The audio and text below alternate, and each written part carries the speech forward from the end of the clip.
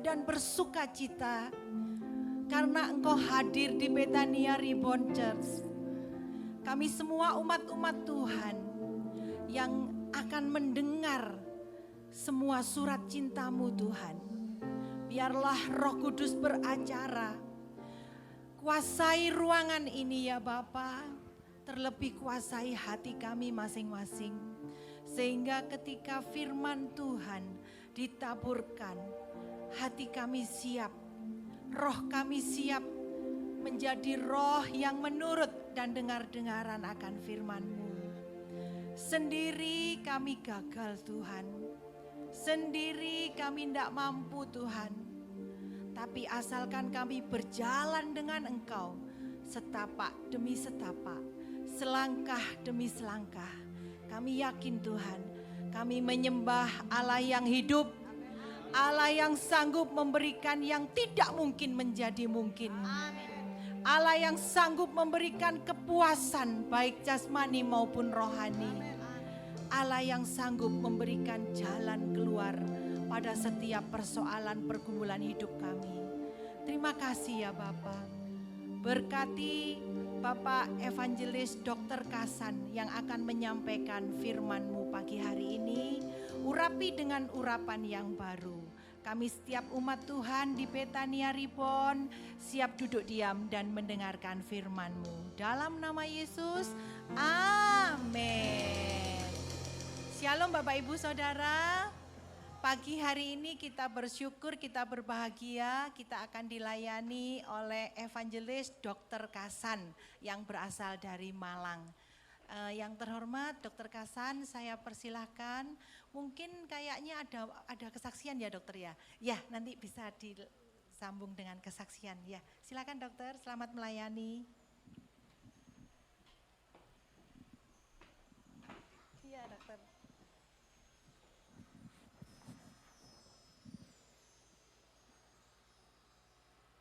Ini HP-nya siapa? Ini HP-nya siapa? Sorry ya.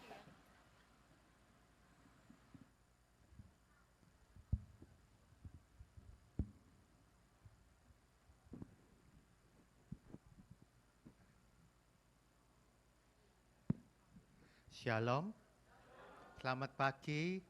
Saya tadi diingetin, saya mau tanya buat Jemaat Reborn, apa kabar?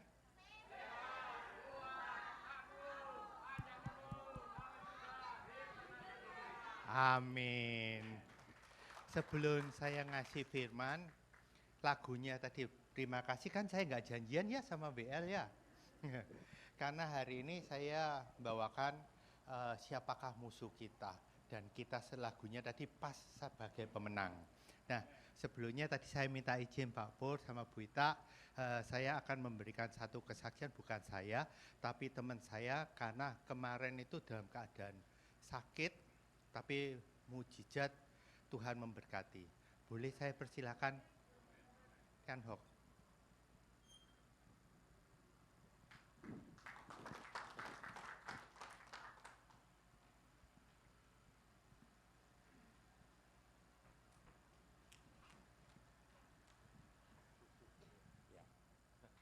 Oke, terima kasih. Shalom, selamat pagi.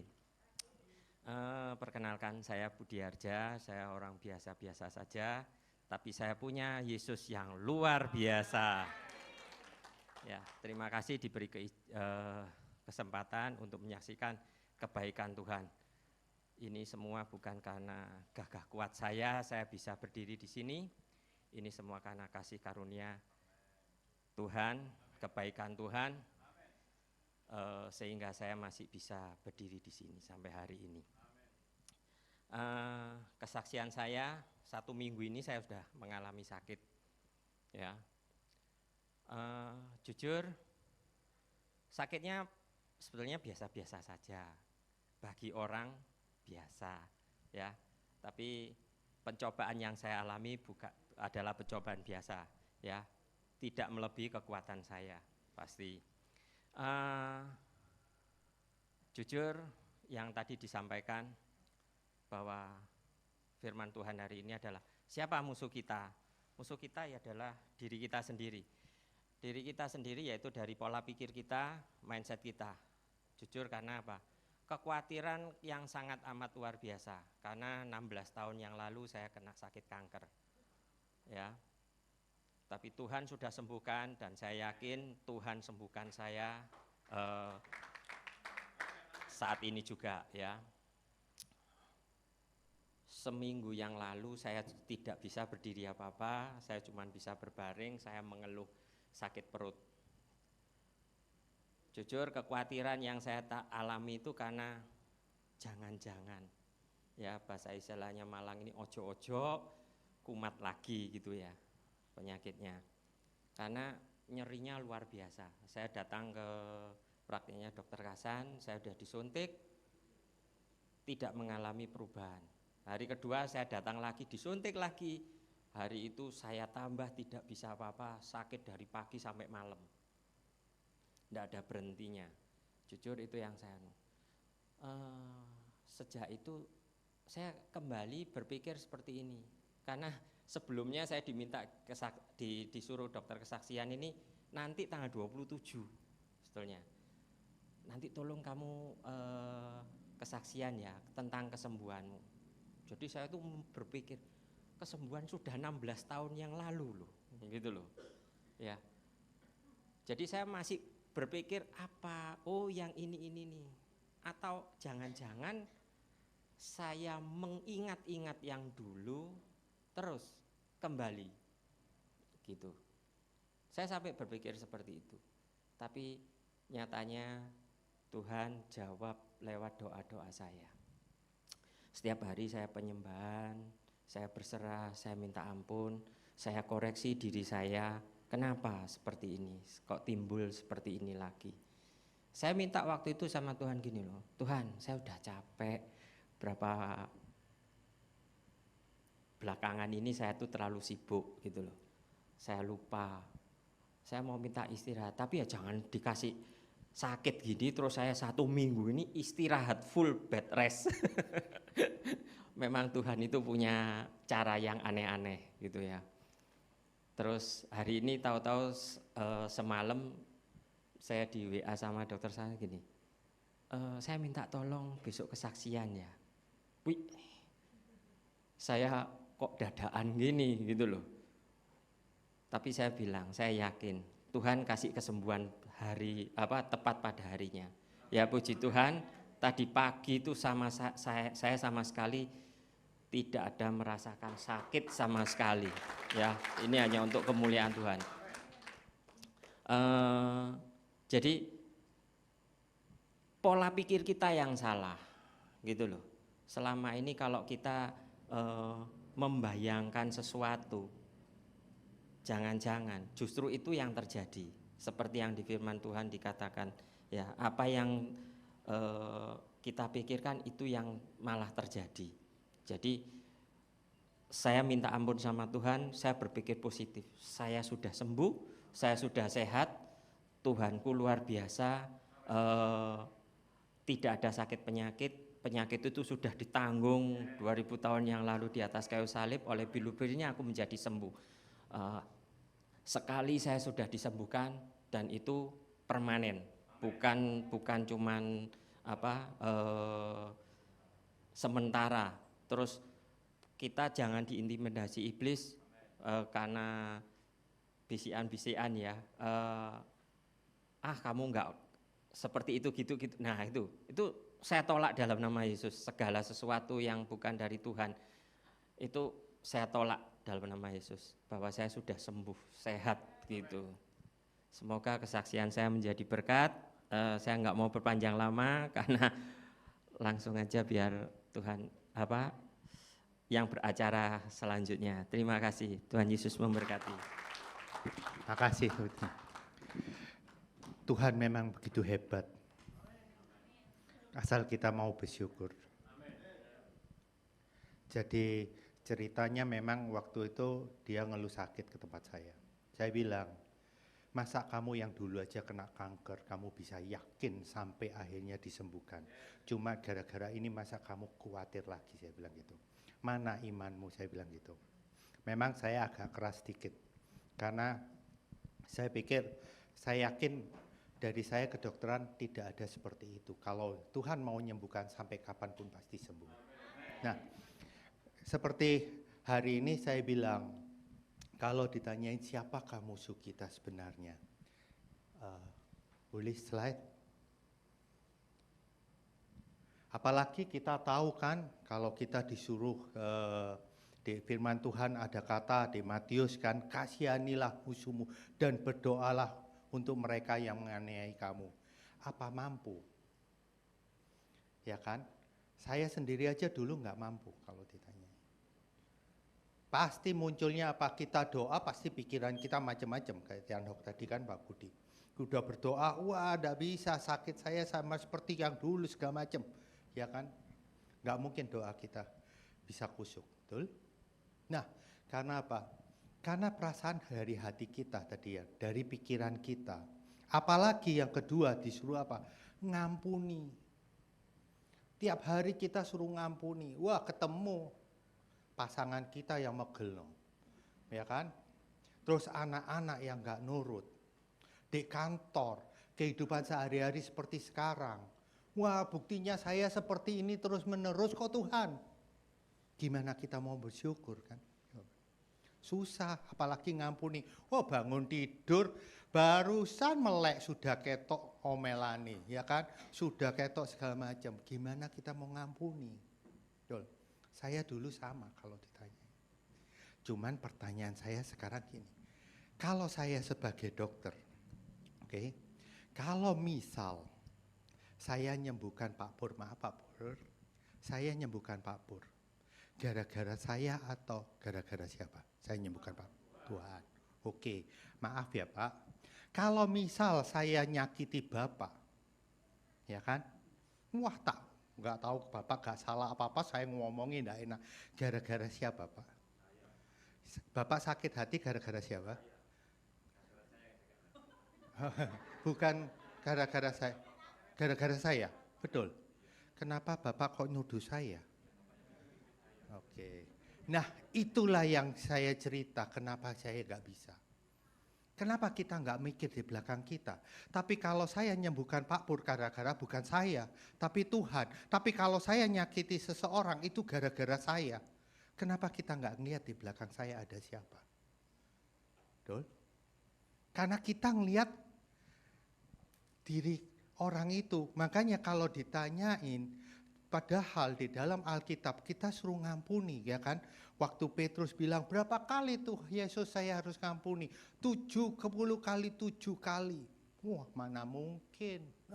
Sudah 7 kali seminggu aja saya udah gregeten, ya kan? Nah, kalau ditanyain apakah seperti itu? Ya kan? Padahal Tuhan bilang sampai hari ini di Yakobus 1 ayat 13, next ya. Mana? Slide. Terus next.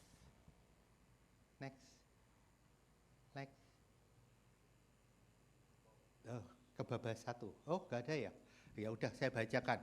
Di dalam Yakobus 1 ayat 13 sampai 14 itu Tuhan bilang, apabila seorang dicobai jangan ia berkata percobaan itu datang dari Allah, sebab Allah tidak dapat dicobai oleh yang jahat. Ia sendiri tidak mencobai siapapun. Amin.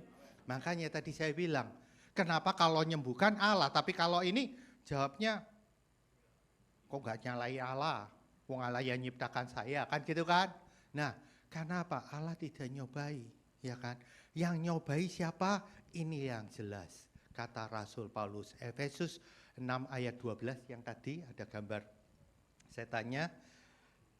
Saya bacakan ya, langsung kalau mau dilihat.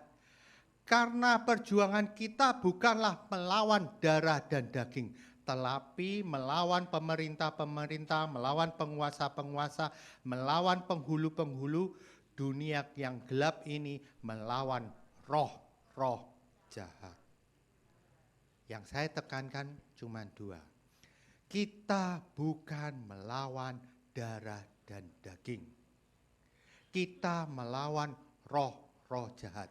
Jadi kalau Bapak maaf, kalau tadi marah sama saya karena saya yakiti, berarti ngelawan darah dan daging kan?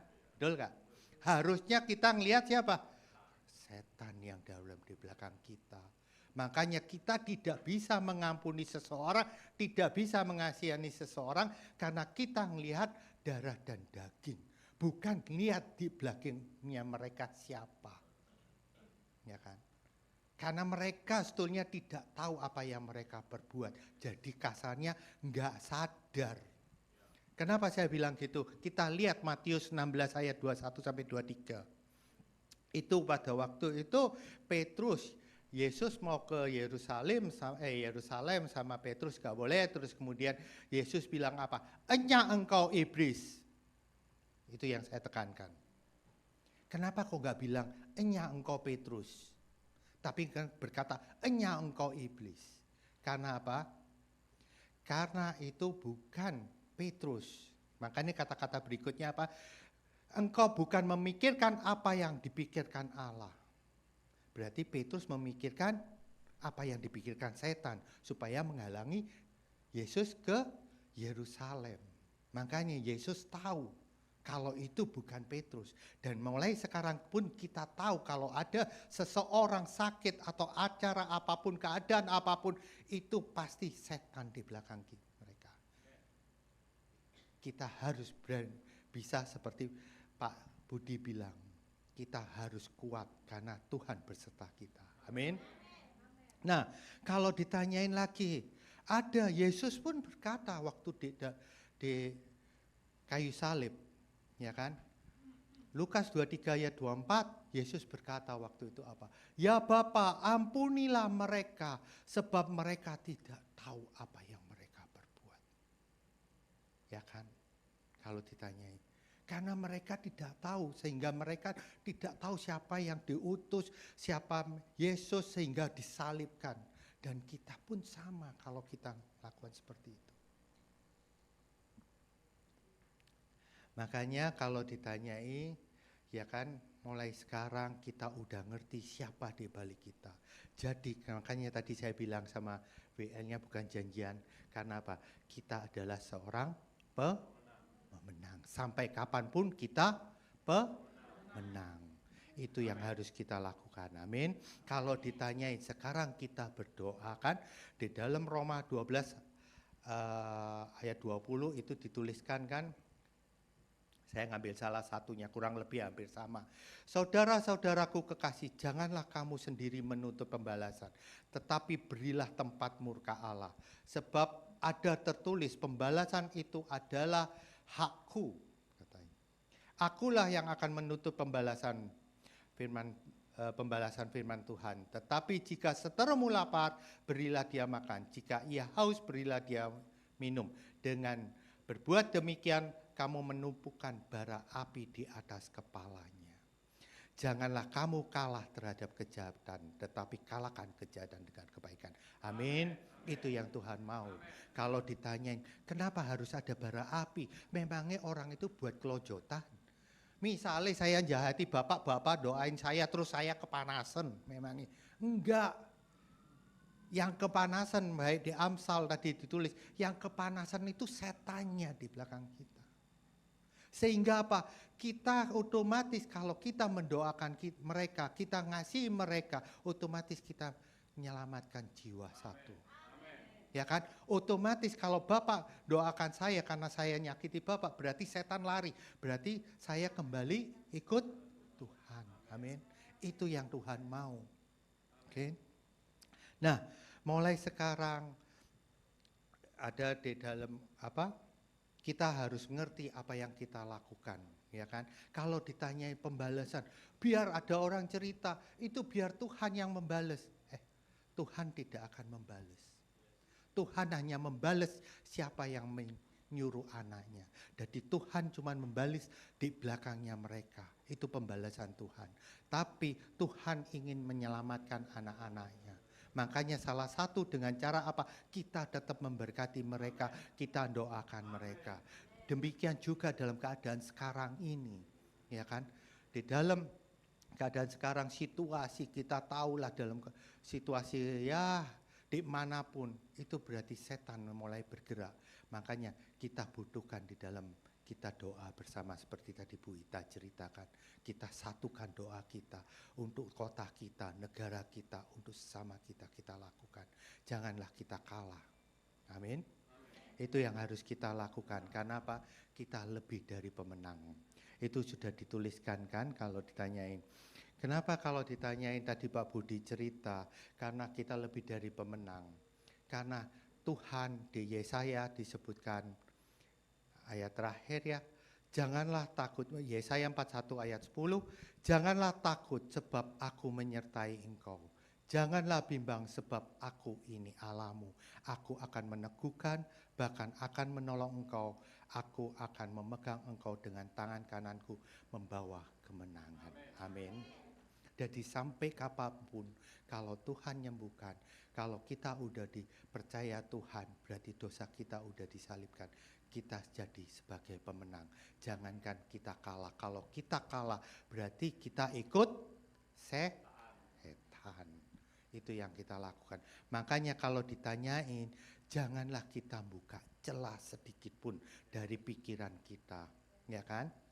Karena apa? Walaupun keadaan, itu setulis ada di Alkitab, keadaan keluarga, keadaan orang tua, keadaan khawatir dalam hari ini, di dalam Alkitab udah disebutkan bahwa kita nggak boleh khawatir kan. Makanya kita nggak boleh buka celah sama sekali. Yang paling terakhir yang ada gambar setan slide-nya. Nah ini yang terakhir yang saya bawakan.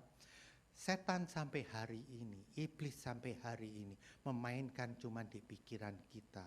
Cuman 4 dari PL sampai PB sampai zaman sekarang itu iblis cuman mainkan 4 yang dilakukan. Apa yang satu? Keinginan kita. Keinginan untuk sembuh, keinginan untuk sukses segala macam. Akhirnya kita melakukan sesuatu hal yang tidak benar karena berdasarkan ego kita. Kedua, ketakutan kita. Jangan-jangan aku sakit seperti yang dulu. Jangan-jangan aku enggak berhasil. Memang tadi Bu Ita bilang, memang enggak ada yang enggak mungkin bagi Tuhan. Ya kan? Semuanya pasti mungkin kalau kita berserah dan bersyukur pada Tuhan. Amin. Ketiga, penipuan. Sama semuanya, maaf, dilakukan sama Pak Budi kan, ditipu. Sakit, sudah ke dokter, bukti ini kamu sih sakit. Penipuan. Setan melakukan seperti itu. Dokter gak bisa menyembuhkan, tapi Tuhan bisa melakukan semua. Tuhan bisa mengubahkan segala macam. Amin. Itu yang setan lakukan. Yang keempat, ketaatan kita sampai hari ini yang terakhir yang dilakukan Tuhan. Kita sudah taat, kita sudah percaya Tuhan. Betul? Nah, Tuhan, mana buktinya? Setan bilang. Buktinya kamu percaya pun kamu tetap sakit. Betul gak? Buktinya kamu percaya pun kamu masih tetap punya masalah. Betul gak? Itu iman kita diuji sama setan. Jadi sampai kapanpun kita adalah pemenang. Dan inilah rahasianya. Setan cuma main di 4 ini. Di utak-utak, di pikiran kita 4 cara ini. Sehingga kita jatuh. Bukan jadi anak Allah. Tapi jadi nanti akhirnya kita jadi anak setan. Setan ketawa. Sekarang kitalah yang ketawa kalau seseorang memarahi kita, menyakiti kita. Tapi jangan ketawa di depan orang ya. Nanti pikiran ngenyek nanti. Kita ketawa di dalam hati. Saya tahu sekarang siapa yang bikin kamu seperti itu. Ya kan? Aku tetap doain kamu. Betul? Itu yang harus kita lakukan. Sampai kapanpun. Sampai Tuhan datang kedua kali. Karena kita adalah sebagai pemenang. Kalau boleh waktunya saya di videonya boleh enggak? Bisa enggak?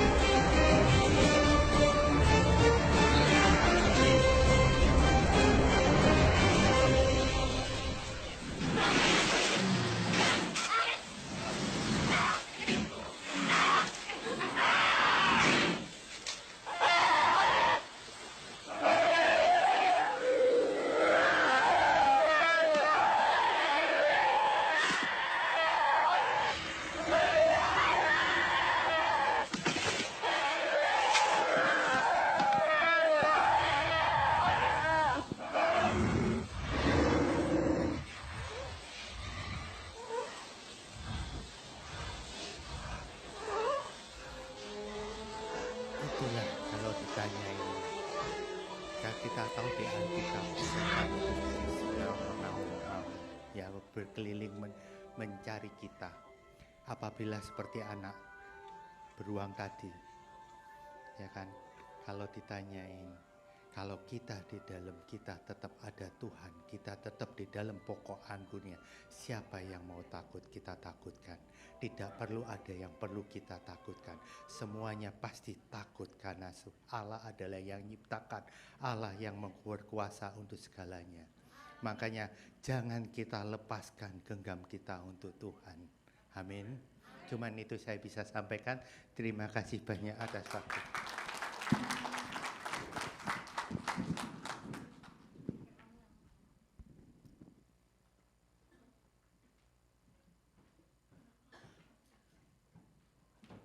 Iya, luar biasa firman Tuhan hari ini Bapak Ibu Saudara, siapa musuh kita. Nah Bapak Ibu Saudara, firman Tuhan disampaikan begitu singkat, jelas dan padat bahwa kita harus menghilangkan semua kepahitan. Kalau kita kepahitan, firman Tuhan kan berkata, Tuhan gak bisa bekerja loh Bapak Ibu Saudara. Tuhan gak bisa bekerja memulihkan keadaan Bapak Ibu Saudara. Kenapa? Karena ketika Bapak Ibu Saudara mau